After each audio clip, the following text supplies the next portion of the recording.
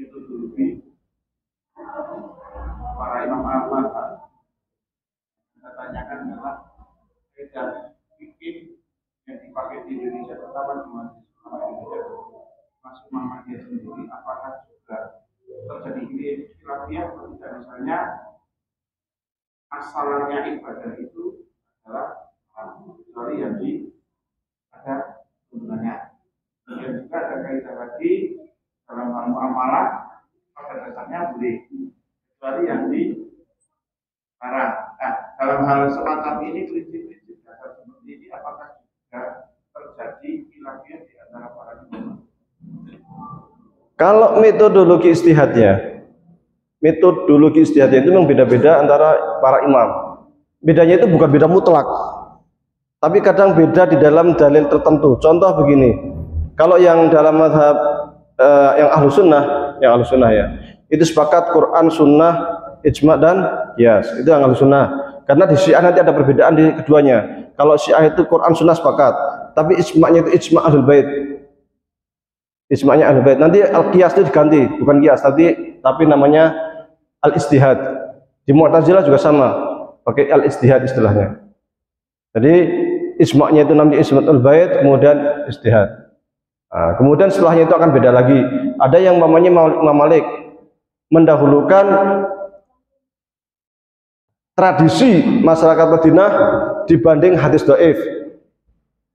Imam Malik. Imam Syafi'i mendahulukan hadis dhaif dibanding qiyas. Imam Hanafi mendahulukan qiyas dibanding hadis dhaif. Nah, seperti ini. Jadi nanti akan macam-macam nanti.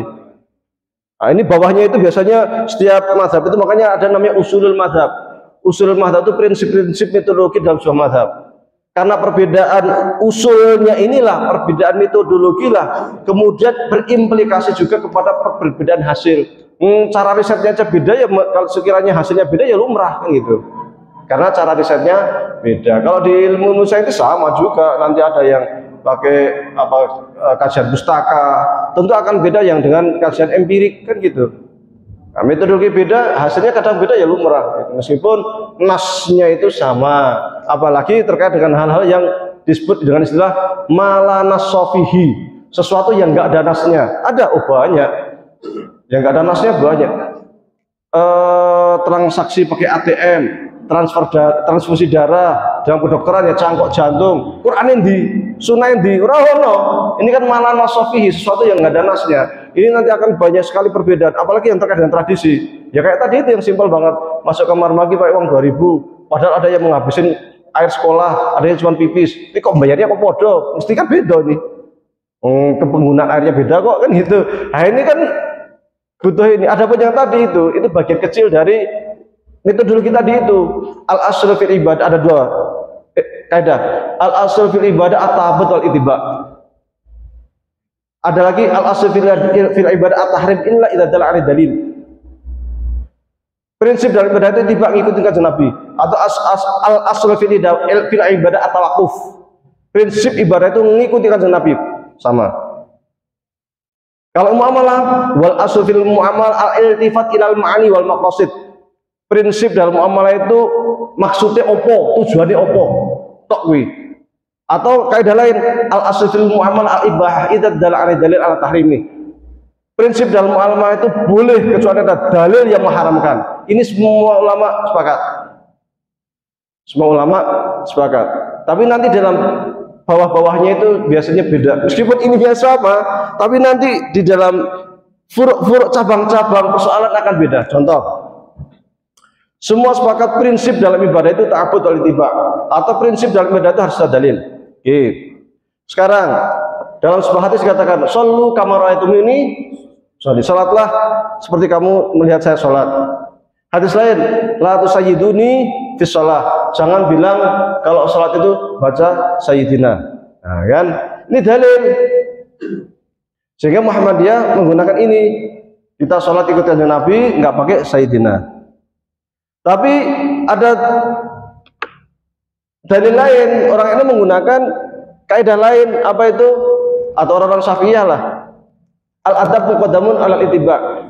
Jika hal-hal itu terkait dengan etika akhlak, maka kita harus, untuk kanjeng Nabi, kita harus mendahulukan adab tata kerama dibanding ittiba, mengikuti apa yang diperintahkan kanjeng Nabi.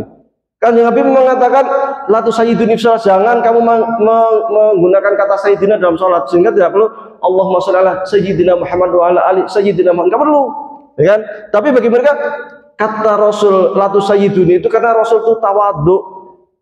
Karena beliau tawadhu, ya kita tetap aja pakai sesama teman aja kita, Mas, Bang, masuk sama kanjeng Nabi langsung Muhammad, ya kan enggak sopan kan gitu. Dalilnya ada, dalilnya Rasulullah itu pernah dalam suatu peristiwa perdamaian Sulh Hudaybiyah, ada tertulis Muhammad Rasulullah. Orang kafir nggak mau kok Muhammad Rasulullah. Kalau saya kami mengakui engkau sebagai Rasul, dari dulu kita masuk Islam. Hapus kata Rasulullah, tulis Muhammad bin Abdullah. Kalau mau Rasulullah kita nggak mau tanda tangan. Rasulullah langsung memerintahkan sahabat, wahai Umar, mana kata Rasulullah, tolong hapus. Gak mau Umar. Loh, Umar menyerang Nabi, menantang Nabi? Enggak, karena adab etika. Ali tolong hapus. Enggak mau. Semua sahabat enggak ada yang mau hapus. Berarti semua sahabat menyalahi kanjeng Nabi? Enggak, karena merasa, loh, engkau kan Rasul, masa kami kok menghapus? Bagi kami itu kata Rasul itu sangat berat. Menghapus Rasul itu bagi kami enggak sanggup, tangan kami untuk sampai menyentuh menghapus itu enggak sanggup gitu. Kan gitu. Karena apa? Etika. Sama ketika Abu Bakar diminta jadi imam sholat ketika Rasul sakit, nggak mau. Masa Rasul masih hidup, saya jadi imam sholat. Wan Abu Bakar ibnu Abi Quhafah, saya ini Abu Bakar anaknya Quhafah, petani kerutuk istilahnya tuh. Masa jadi imam belakangnya Rasul? Yang beneran aja kan gitu. Nah, itu adab etika. Etika didahulukan daripada perintah. Nah, ini yang dipegang, tapi kaidah atasnya sama. Al-asl fil ibadah at-ta'abbud wal ittiba. Tapi ketika masuk ke furu' nanti beda. Tuh. Contoh lain terkait dengan kias. Ada kaidah begini, la qiyasa fil ibadah. Tidak ada kias dalam ibadah. Ibadah kok dikiaskan? Poso begini-begini udah ada aturannya kan? Saya membuat poso baru enggak boleh. Poso udah ada aturannya gitu. Tapi kita lihat apakah benar tidak ada kias dalam ibadah? Ternyata pakai juga. Di Muhammadiyah pun juga dipakai juga. Yang saya contohkan tadi terkait dengan kurban. Kurban ibadah bukan? Ibadah. Apakah ada tuntunan kurban pakai kerbau? Enggak ada. Ini ibadah loh. Tapi para ulama membolehkan mengkiaskan dengan sapi. Sama dengan ketika akikah dengan kerbau. Enggak ada akikahnya kambing, 2 kambing atau 1 kambing, 2 kambing untuk laki-laki, 1 kambing perempuan. Tapi para ulama membolehkan dikiaskan dengan udhiyah. Nah ini, jadi atasnya sama, laki safi beda, furu'nya beda. Kalau di muamalah cenderung lebih lentur kalau di muamalah. Muamalah itu contohnya begini, kalau syarat nikah itu kan harus ada saksi. Wali, wali aja nanti khilaf itu. Kita pakai yang madzhab Syafi'i deh. Kita pakai madzhab Syafi'i. Kalau madzhab lain nanti nikah itu juga banyak madzhab. Wah, kena fikih jan. Mumeti. Lu sungguh-sungguh bener kabeh. Madzhab Syafi'i itu harus ada saksi. Wali, mahar, sihoh. Sihoh itu apa? Ucapan. Saya nikahkan Fulan bin Fulan dengan kan gitu. Nanti dia akan menjawab, qabil tuh, saya terima nikahnya, kan gitu. Jelas. Nah, sekarang yang dinikahkan orang bisu. Sah nggak nikahnya? Nggak jelas dia ngomong apa, babu-babu doang tuh. Sah. Kenapa? Karena jelas. Awal aslu fil muamalah al-iltifat ilal ma'ani wal maqasid. Prinsip dalam muamalah itu yang penting paham maksudnya apa. Ya?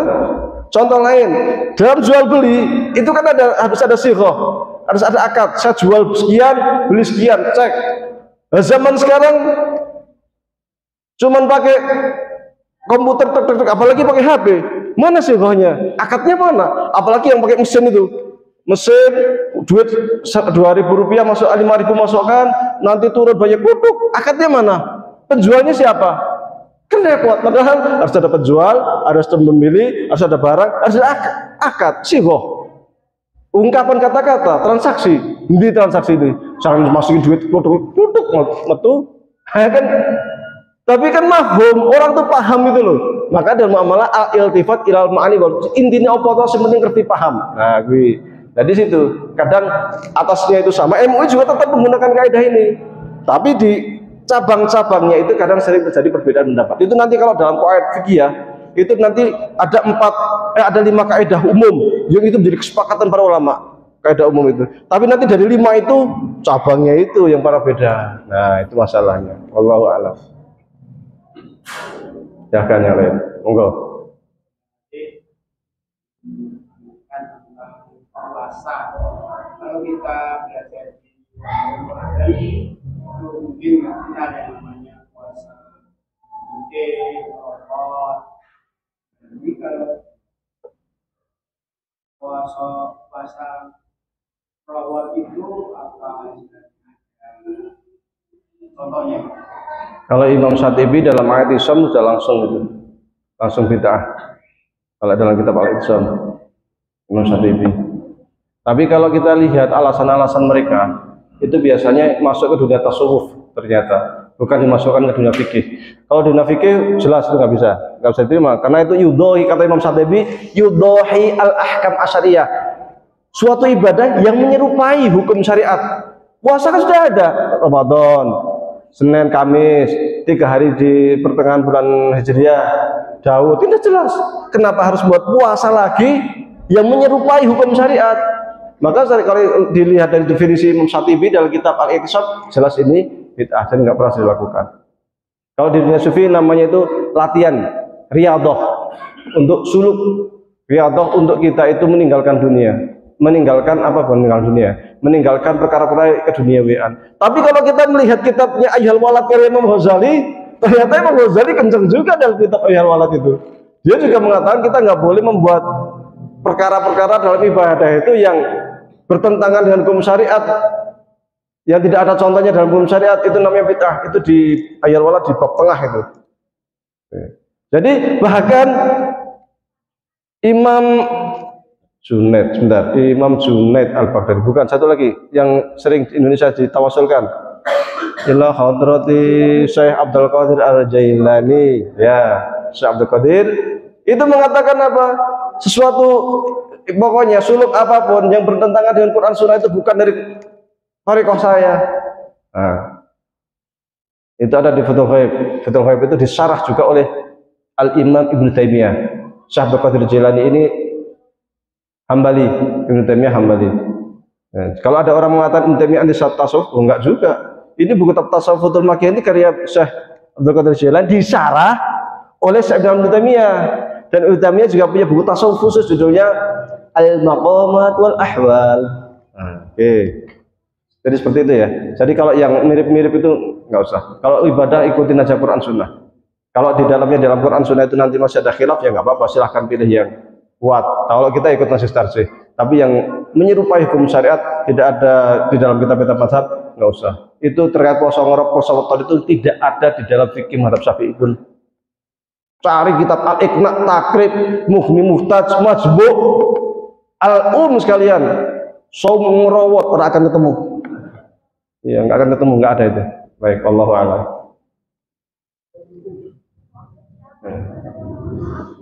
Ada lagi? Silahkan.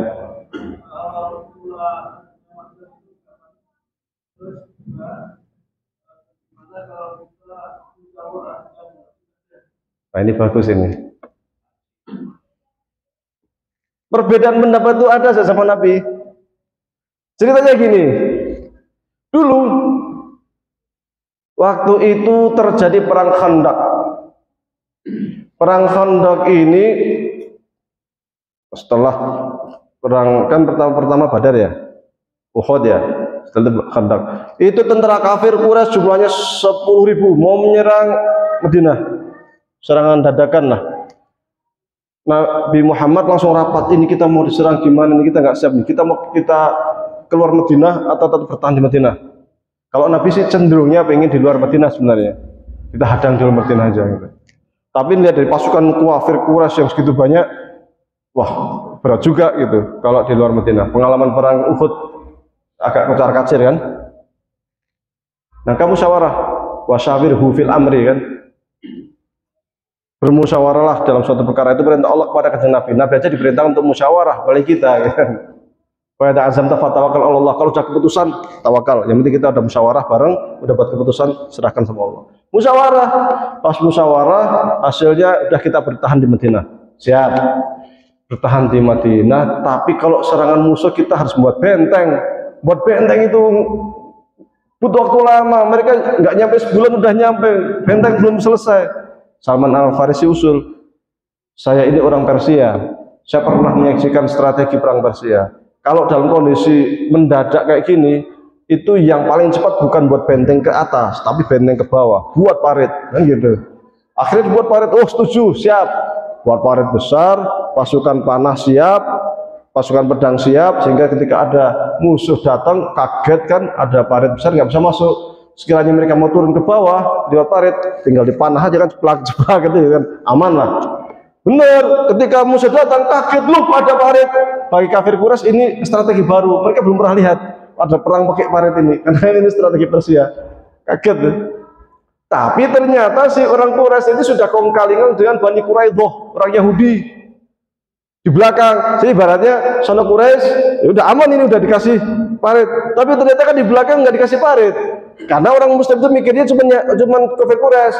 Karena orang Muslim sudah punya fakta pertahanan bersama, perjanjian sama orang Yahudi, termasuk Bani Quraidah. Kalau orang Yahudi diserang siapapun, umat Islam bela. Kalau umat Islam diserang siapapun, Yahudi bela kan gitu. Maka umat Islam merasa aman. Aman. Depan aja. Ternyata Yahudi khianat. Dengar berita, waduh kaget akhirnya kan. Umat Islam kacau itu. Bingung semua. Maka ketakutan luar biasa. Mereka itu kalau berjaga, itu sering pulang sering riwa-riwi lah. Belakang, depan. Dan ketakutan luar biasa. Sampai mau pipis saja susah. Saking takutnya, sampai sholat duhur, asar, maghrib, isya ada di jamak. Saking mencekamnya pada waktu itu. Karena kalau tiba-tiba di belakang nyerang, bubar. Kalau di depan sudah aman nih. Tapi kalau tahu di belakang nyerang, bubar. Tapi kalau ditarik ke belakang, depan nyerang, bubar kan gitu. Jadi bingung. Akhirnya dalam kondisi yang sangat mencekam itu, ada seorang Yahudi termasuk orang yang berpengaruh datang ke Madinah, ingin ketemu Rasul. Ketemulah sama Rasul. Pas ketemu Rasul, dia apa? Ya Rasulullah, saya ingin masuk Islam. Wah, senang sekali, kaget masuk Islam, udah langsung syahadat, masuk Islam. Setelah masuk Islam apa? Saya sudah Islam, perintahkan saya. Saya ini orang kepercayaannya orang Yahudi, saya bisa melakukan apapun. Akhirnya kata Rasul, silahkan lakukan apa yang bisa kau lakukan. Dia pergilah ke Yahudi, ngapain? Menemui para penggawanya, mengatakan ternyata orang Quraisy berkhianat. Orang Quraisy nggak mau sama kita, dia begini. Orang Yahudi panas. Oh, orang Quraisy dasar ternyata. Setelah itu orang Yahudi ini pergi ke pasukan Quraisy, muter nemuin orang Quraisy, mengatakan Yahudi berkhianat. Dia nggak mau berkoalisi lagi sama kita, semacam-macam lah. Orang Quraisy dasar itu orang Yahudi. Kita udah sepakat malah. Akhirnya dibuat sendiri ini. Dalam kondisi yang mereka itu sudah nggak saling sikot, nggak saling percaya, Allah utus yang namanya angin topan. Dingin sekali, angin topan yang sangat dingin. Nah, mereka di tenda-tenda, akhirnya tendanya itu hancur, bubar, akhirnya minuman apa bekal hancur semua, kena angin topan, lesus, gitu kan. Akhirnya paginya, wah kita dalam kondisi seperti ini nggak mungkin perang. Pulang, akhirnya mereka pulang, apalagi Bani Quraidah itu sudah khianat. Awalnya kan niatnya kan serang sini, dari belakang juga serang, habis umat Islam kan gitu. Nah ini udah selesai, nggak mungkin di dalam kondisi ini. Akhirnya mereka pulang ke Quraisy. Rasul pulang, pas sampai rumah, Rasul itu baru mau nyopot baju besi, belum nyopot, baru mau dicopot, pedangnya baru mau diletakkan. Malaikat Jibril datang, ya Rasulullah, kami itu malaikat masih menghunus pedang-pedang kami. Kok engkau akan meletakkan pedang Anda nih, bagaimana gitu? Rasul kaget. Imam malaikat mau kemana teh? Kita ingin berangkat ke Bani Quraidah yang telah berkhianat. Oh kaget Rasul langsung, karena malaikat sudah mau berangkat. Rasul segera pakai bajunya lagi, belum sempat dilepas, keluar lagi, kumpulkan satu batalion. Jadi nggak semua, satu batalion kumpulkan. Dah berapa orang? Katakanlah 50 orang. Kalian berangkat duluan, ini penting ini nggak boleh tertunda ini. Pokoknya secepat mungkin kalian berangkat sekarang. La tusoliyanna ahadakum al-asra illa fi Bani Quraidah. Kalian jangan sampai sholat asar kecuali kalau sudah sampai ke Bani Quraidah. Oh ya cepetan, ini satu batalion ini berangkat duluan, ini satu batalion ke Bani Quraidah. Di jalan udah waktunya sholat asar. Waduh, ini udah waktu sholat asar ini. Akhirnya sebagian sahabat kita sholat asar di sini gitu ya. Sebagian sahabat enggak, Rasul itu memerintahkan kita sholat di Bani Quraidah, enggak boleh ini di jalan. Sahabat lain menjawab enggak, maksud Rasul itu suruh cepat. Karena buktinya kita baru sampai sini belum nyampe ya sholat di sini. Akhirnya sebagian sahabat sholat di situ, sebagian sholat di Bani Quraidah, kan gitu. Ini kan beda pendapat nih. Sampai akhirnya Rasul bersama semuanya datang, terjadi pertempuran, dimenangkan Rasul, lapor, ya Rasulullah, waktu engkau perintahkan kepada kami, engkau mengatakan bahwa kami tidak boleh sholat kecuali di Bani Quraidah. Di jalan itu ada waktunya sholat asar. Akhirnya kita terjadi perbedaan pendapat. Sebagian sholat, sebagian enggak. Gimana nih yang benar, yang mana ya Rasulullah? Rasul mengatakan, Anda benar, Anda benar. Dua-duanya dia benar. Nah ini zaman Rasul. Zaman sahabat, contoh hadis riwayat Abu Hurairah. Sholat seseorang itu batal kalau dia lewati keledai dan wanita. Jadi kita sholat, ada perempuan lewat di depan kita, ding ding, wah, langsung batal sholatnya kan, karena ada wanita lewat. Ada sahabat mengadu ke Bunda Aisyah, Bunda Aisyah, ini kita tadi ngaji di tempatnya Abu Hurairah. Beliau mengatakan, meriwayatkan sebuah hadis bahwasanya sholat itu batal kalau di depannya itu dilewati oleh keledai dan wanita. Sayyidah Aisyah marah, wah gimana nih Abu Hurairah nih, kata hadis ini, saya itu kalau Rasul sholat saya sering tidur di depan Rasul. Wong saya aja kakinya sambil melantang gini, kalau mau sujud Rasul sampai megang kaki saya dipindahin, masa batal? Nah, ini adalah Abu Hurairah dengan Aisyah beda pendapat. Zaman sahabat ya, zaman Umar sama terjadi, zaman Abu Bakar terkait dengan membuka mushaf. Akhirnya sampai rapat, ada yang mengatakan sampai Abu Bakar, saya nggak akan mau membuka mushaf. Ini sangat berat. Lebih baik gunung Uhud itu ditaruh di tangan saya kanan saya sama kiri saya daripada saya harus membuka mushaf. Sampai kemudian musyawarah para sahabat, kemudian diputuskan untuk membuka mushaf. Tapi kan terjadi perdebatan. Ada yang mengatakan iya, ada yang enggak. Nah, ini biasa. Dan makanya ada dalam usul fikih itu atau dalam tarikh tasrih sejarah pensyariatan itu ada namanya madhabus sahabi. Ali mamanya yang sering lebih menggunakan kias. Umar bin Khattab lebih menggunakan maqasid syariah. Intinya kan begini ya. Contoh Quran jelas, as-sariqatu was-sariqu, itu orang mencuri, faktu aidimat, potong tangannya kan. Jadi as-sariqu was-sariqu itu potong tangannya, orang yang mencuri potong. Tapi zaman Umar ada yang nyolong nggak dipotong tangannya, karena yang nyolong orang miskin.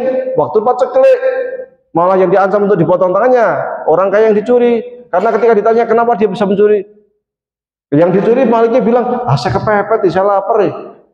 Kalau nggak nyuri saya sakit, mati saya. Diancam orang kaya kalau dia sampai nyuri lagi karena kamu nggak peka sama tetanggamu, kamu yang saya potong tangan. Malah orang yang dicuri malah yang diancam, karena Umar pakai maqasid syariah kan gitu. Ibnu Umar lain lagi, Ibnu Umar itu hadis Quran semudus. Maka nanti dari murid Ibnu Umar akan berbeda pendapat dengan murid-muridnya Imam Ali, akan berbeda dengan murid-muridnya Umar, akan berbeda dengan murid-muridnya Aisyah.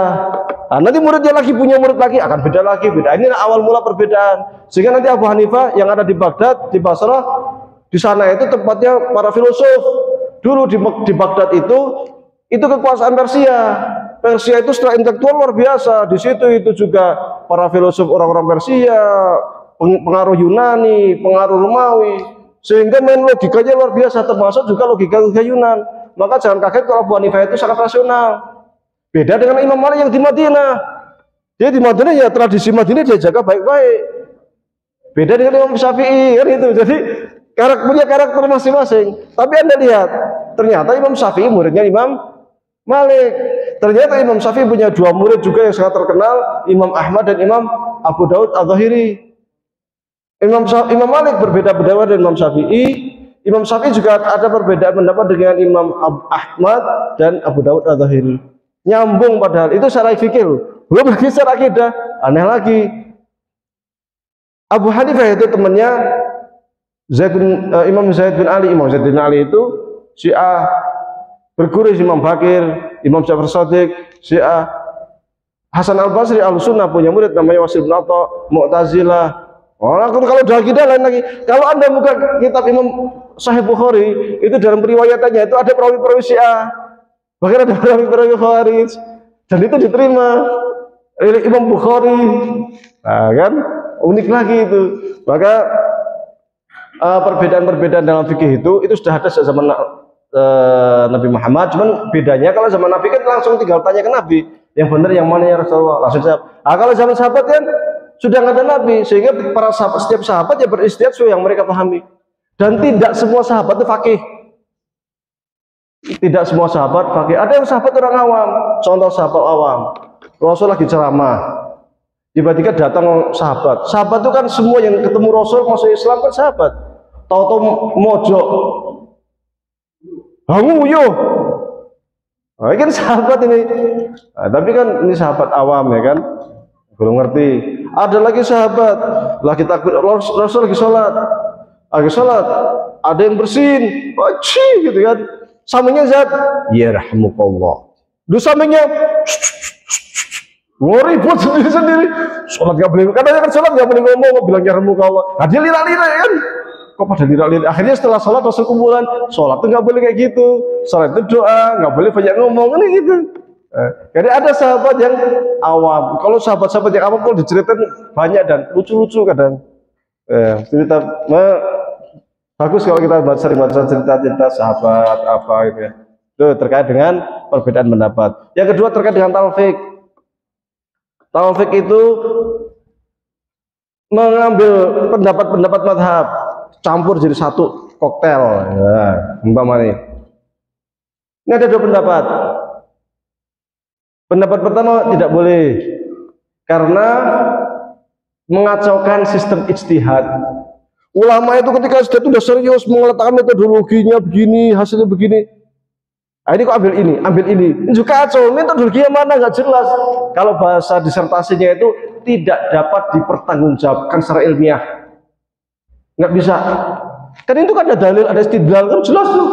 Ada yang ngambil comot-comot mempertanggungjawabkan secara ilmiahnya itu gimana? Asal usulnya kok kamu ngambil ini tuh gimana? Ini menjadi begini tuh gimana? Kan harus jelas. Asalnya begini loh, cara istidlnya begini, maka hasilnya ini kan gitu. Ulama kita itu untuk menghasilkan satu pendapat itu peras keringat itu. Makanya disebut mustahid, mustahidan itu mengerahkan seluruh tenaga untuk menghasilkan 1, 2, 3, 4 pendapat itu. Makanya disebut mujtahid. Nah ini kalau dia ambil ini nggak kacau jadinya, nggak. Metodologi mana nggak jelas. Itu pendapat pertama, nggak boleh talfik. Pendapat kedua mengatakan selama pendapat yang dia ambil ada sandaran dalil, boleh. Selama pendapat itu ada sandaran dalil, boleh. Ini kata tiga, untuk orang awam boleh. Kenapa karena orang awam itu nggak tahu ini pendapat Malik atau Syafi'i, bingung orang awam itu. Orang ngerti pokoknya yang ikut imami kayak ngono. Ya ikut ngomong ini yang ini. Itu Syafi'i apa Maliki? Mbuh ora arti. Kan itu orang awam. Dan kebanyakan ulama mengatakan untuk orang awam boleh. Apa bedanya talfin dengan tarjih? Bedanya adalah kalau tarjih itu metodologinya jelas. Bahkan cara merojihkan mengambil pendapat yang paling kuat itu metodologinya jelas. Sehingga mengatakan ini yang paling kuat. Dan tarjih itu juga banyak varian. Ada namanya tarjih dalil, ada tarjih istidlal. Tarjih dalil itu melihat dalil mana yang paling kuat di ataskan dalil. Kalau hadis ya apakah hadis ini sahih apa enggak, dhaif apa enggak, kan jelas dalilnya itu. Ada istidlalnya, cara pengambilan dari dalil itu bagaimana. Itu tarjih juga bisa antar madhab, bisa di dalam madhab. Di madhab Syafi'i ada namanya tarjihat aujah, ada akwal, ada macam-macam kan. Menurut Imam Nawawi bagaimana, menurut Imam Rafi'i bagaimana, kan kadang ada sedikit perbedaan itu. Menurut Imam Ghazali gimana. Jadi soal tarjih pun ternyata banyak varian. Satu mazhab, antar mazhab, atau tarjih dalil. Nah, ini jadinya. Maka terkait talfik tadi dengan tarjih jelas bedanya ya. Kalau tarjih itu jelas metodologinya, kalau talfik antar asal comot. Kalau umumnya para ulama melarang karena tidak dapat dipertanggungjawabkan secara ilmiah. Beda dengan tarjih. Kalau tarjih itu jelas bisa dipertanggungjawabkan secara ilmiah karena metodologinya jelas. Tapi para ulama mengatakan kalau orang awam itu boleh talfik karena dia nggak tahu ini ikut siapa, itu dia penting. Ya ini ngomong ini, ustadz ngomong ini ya melu. Kalau ditanya mazhab apa, nggak tahu mazhab siapa, mazhab apa aja saya nggak tahu. Apalagi metodologi mazhab, apalagi istidlal, aku harus paham aku. Ikut sing ngarep. Ah, ngono kuwi. Wallahu a'lam. Oke. Masih ada waktu 10 menit. Cukup? Ya, ini materinya padat banget sebenarnya. Dari tadi itu. Ya? Oh, kesempatan. Iya. Karena ini aslinya perlu ada yang namanya daurah. Pelatihan intensif katakanlah 3 hari atau 4 hari usul fikih. Ini kan materi usul fikih semua. Kalau tidak tahu dasarnya dari awal tuh ya meskipun paham tapi pahamnya rada ngrambyang, nggak begitu paham banget. Karena istilah-istilah yang saya sampaikan dalil, istidlal, metodologi, rojih, marjuh, qawaid fiqhiyah, qawaid usuliyah, bidah, itu usul fikih semua itu. Kalau dasar-dasar awalnya nggak memahami, rada bingung. Maka saya dulu waktu di Kairo itu sering begini, sering pengen mensosialisasikan ilmu usul fikih. Karena memang kalau kita paham usul fikih itu bukan hanya nanti akan mempermudah paham fikih, tapi dengan paham usul fikih itu kita juga bisa tidak kaget dengan pemikiran filsafat barat. Saya ketika nulis buku menggugat fikih kebinekaan, saya pakai usul fikih dan ilmu kalam. Maka kalau kita lihat para ulama dulu, ulama kita kalau pakar usul fikih mesti pakar kalam. Nek pakar kalam itu mesti paham filsafat. Maka kayak Imam Razi punya mahsul usul fikih, tapi juga punya buku-buku ilmu kalam, Al-Arba'in misalnya. Imam Ghazali juga punya usul fikih, tapi punya kitab usul fikih namanya Al-Mustasfa. Tapi punya kitab ilmu kalam At-Tahaffut, Maqasid Falasifah dan sebagainya. Tahafut Falasifah kan.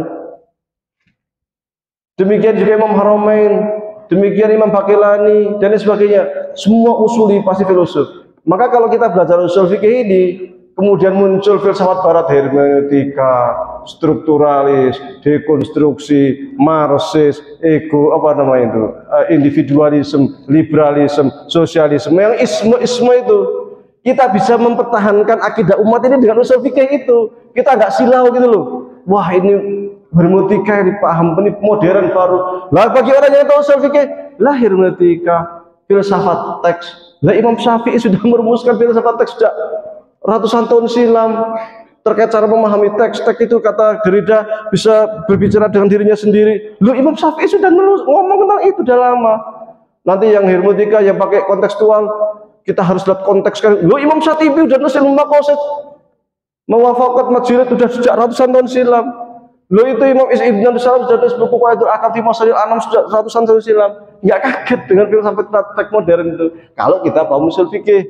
Jadi usul fikih itu bukan hanya untuk menghasilkan fikih tok, tetapi juga bisa mengkanter pemikiran filsafat barat modern yang kadang kita itu silau, menghasilkan ilmu kalam baru yang sesuai dengan konteks sekarang.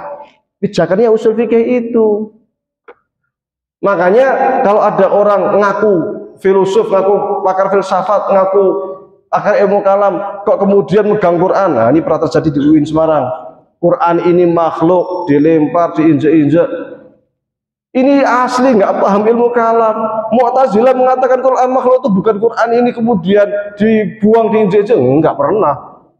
Karena bagi Mu'tazilah yang dimaksud Quran makhluk itu lafal-lafalnya itu tok. Adapun Quran ini tetap sakral, tetap suci sehingga tetap mereka hormati. Nah, kan?